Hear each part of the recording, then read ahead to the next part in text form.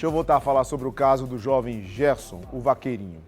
A nossa equipe conversou com a juíza, a doutora Conceição, sobre as medidas tomadas nas audiências, que foram várias. Deixa eu chamar o Simon Cavalcante, que está ao vivo. Ô Simon, é um caso que descortina alguns problemas, entre eles um fio que não tem emenda. A justiça, que manda internar o jovem, mas tem aí um lapso, porque vai oficiar quem? O próprio jovem, como é que ele vai receber esse ofício? Não tem uma família para receber. E aí, essas pontas soltas acabam deixando o vaqueirinho, o Gerson, na rua, sem internação, perambulando. E acaba sendo jogada a própria sorte e a vida termina numa jaula de um animal feroz. Descortina um problema grave no nosso país, né, Simon? Exatamente, Fábio. Boa noite para você, boa noite a todo mundo que acompanha o Cidade Alerta. Olha, desde ontem está todo mundo muito chocado aqui, não só na Paraíba, na verdade, mas em todo o Brasil, né? Já que esse caso aí, né, tomou conta, enfim, foi noticiado, está sendo noticiado por todos os veículos de comunicação do país, né? E aí vieram vários questionamentos, desde que a identidade dele foi confirmada, né? E aí vieram esses questionamentos, né? Por que nada foi feito? Né, um rapaz, né, um jovem aí que já tinha 16 passagens pela polícia entre apreensões e prisões, né, depois que ele chegou à maioridade penal, ele foi preso por 2 vezes, mas de repente estava sempre na rua. A gente trouxe até aqui no Cidade Alerta na semana passada, quando ele tinha sido preso, né, ao tentar violar um caixa eletrônico, jogou uma pedra na viatura e por aquela entrevista que ele deu, assim, de forma bem clara, né, assim, sem constrangimento para a imprensa, a gente já percebia que tinha algo errado com ele, né, que as ideias dele eram muito confusas. E aí, né, foi confirmada, inclusive, pela Justiça, pela conselheira tutelar, de que ele realmente tinha distúrbios psicológicos, né? Ou seja, era uma pessoa que necessitava de tratamento. E ninguém entendia por que ele foi preso e depois já estava solto, né? Talvez se ele tivesse, né, tido, né, esse acompanhamento, não teria acontecido. E aí a gente foi questionar a juíza. A repórter Glaucia Araújo conversou com a juíza, né, a doutora Conceição Marcicano, para entender o que foi que aconteceu, porque ele foi preso e foi solto, mas sem o devido tratamento, né, que ele precisava, sem o devido acompanhamento que claramente ele precisava. Vamos ouvir o que ela disse. A primeira vez que ele foi atendido, ele foi para o Roger, mas assim, com indicativo, porque ele não tinha laudo. Ele não tinha laudo. Então, aí foi acionado o NAGE, que é isso o percurso que a cartilha da política antimanicomial manda, que a gente acione o NAGE, que é o Núcleo de Analistas, que aciona a EAP, que são os técnicos da Secretaria de Saúde que fazem o exame. E aí, depois disso, vem o laudo técnico para dizer efetivamente se ele tinha problema de saúde mental. E chegou. Veio, essa conclusão veio. Tanto veio que eu determinei que ele fosse colocado em liberdade, mas que fosse para o CAPS. Aí, no caso, cumpra o CAPS, noticiar se recebeu, se não recebeu e quais as providências foram tomadas. Mas aí, já no dia seguinte, eu soube que ele tinha sido saído de lá. Agora, as circunstâncias aí, é o corpo técnico de lá que tem que esclarecer por que ele não ficou lá. Concomitante a essa primeira prisão, como tinha outros procedimentos, aí já houve uma sentença, porque essa primeira determinação foi em matéria antes da denúncia, foi em matéria de audiência de custódia. Na última audiência, houve a determinação também para que ele fosse acolhido pelo serviço. Mas, outra vez, ele não ficou nesse serviço? Não ficou nesse serviço. Outra vez ele não ficou. E aí as circunstâncias eu não sei. Eu não sei quais foram as circunstâncias que ele saiu, mas existiam 2 determinações que eu tenho ciência, sei inclusive de outro procedimento que ele respondeu, e aí já foi em Mamanguape, foi outro furto. Ele era uma criança no corpo de adulto. Ele era uma criança no corpo de adulto, que aí faltou o quê?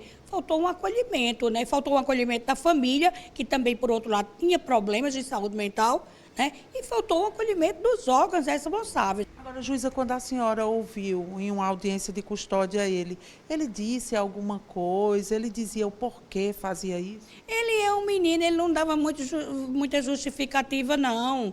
Assim, de dizer, de justificar. Você veja a que ponto nós chegamos que ele se sentia acolhido lá no presídio Roja, a direção do presídio, Selva, o diretor Selva. Ele dizia que amava ele, era um menino. E ele você veja aí, para o presídio, era o local que ele se sentia acolhido, porque havia esse cuidado, esse zelo, e aí faltou, né? Pois é, essa fala aí da doutora Conceição, né, chama atenção por diversos detalhes, né? Um deles, né, ela fala que era uma criança num corpo de adulto.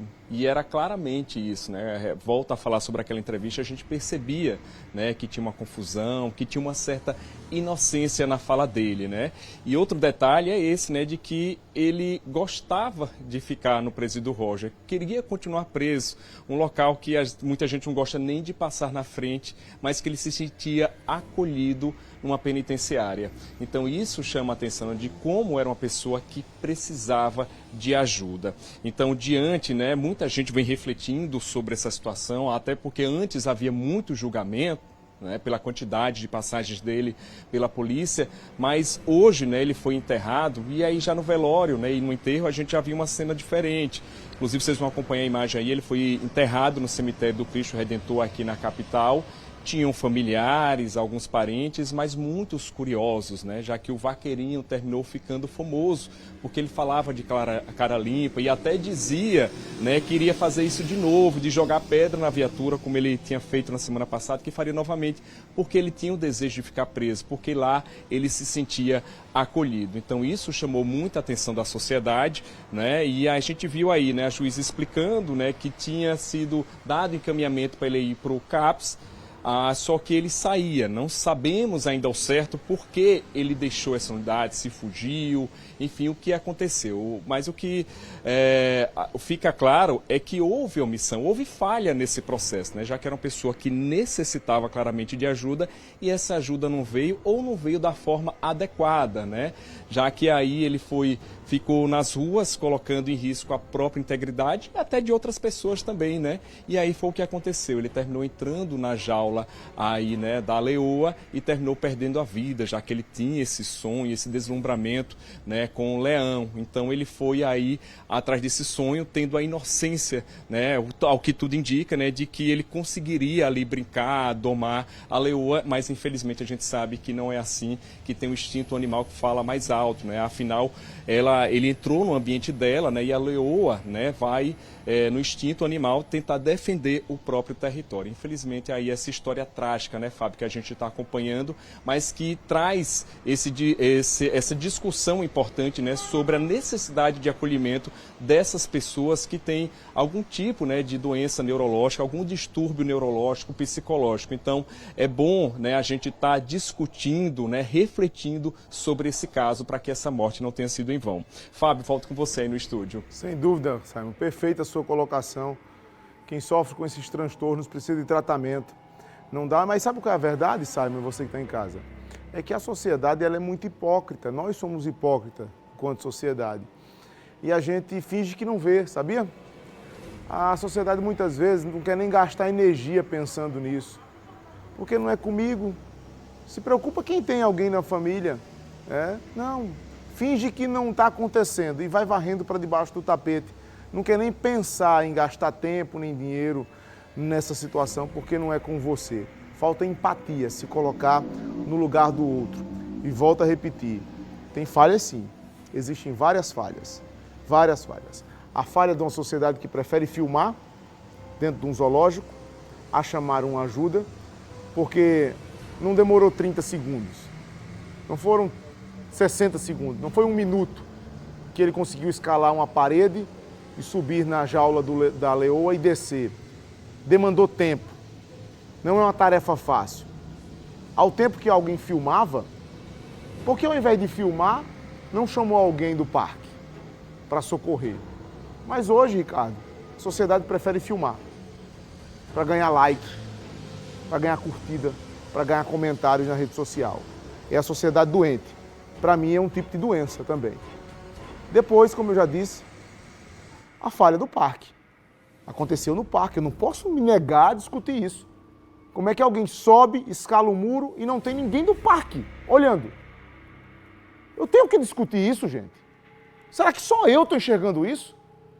E eu também não estou aqui, assim, jogando, fazendo disso um cavalo de batalha, não. Eu só quero discutir isso, porque é óbvio que precisa. Como é que alguém sobe, escala uma grade dessa e não tem ninguém do parque observando? Demorou, não chegou ninguém para afugentar a fera, jogar uma comida, um tranquilizante, porque era óbvio que aquele rapaz estava lá em cima e ele ia fazer uma bobagem. E ninguém fez nada. E para encerrar a trilogia da tragédia, a falha desde o início de um garoto que precisava de ajuda psicológica e o sistema bateu as portas na cara.